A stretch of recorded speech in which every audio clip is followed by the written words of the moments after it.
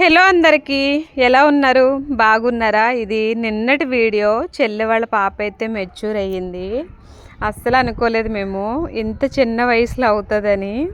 మన సంక్రాంతి అప్పుడు కూడా అనుకున్నా 2026లోనే అవుతుందిలే, ఇప్పుడు షైనీతో మనకి పెద్ద టెన్షన్ లేదులే అనుకున్నాం. కానీ మనం ఒకటి అనుకుంటే ఒకటి జరుగుతుంది కదా.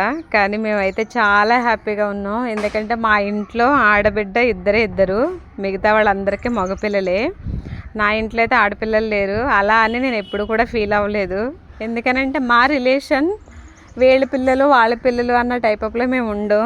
ఎవరింట్లో ఏ ఫంక్షన్ జరిగినా ఎవరి పిల్లలైనా మా పిల్లలనే ఫీల్ అవుతాం. అందుకని మాకు పెద్దగా ఆడపిల్ల లేదు అన్న ఫీలింగ్ అయితే ఎప్పుడూ రాలేదు.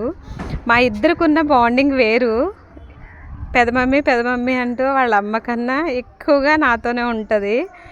సో అందుకని ఈ ఫంక్షన్ అయితే నా ఇంట్లో ఫంక్షన్ అనే చెప్పుకోవచ్చు ఒక విధంగా.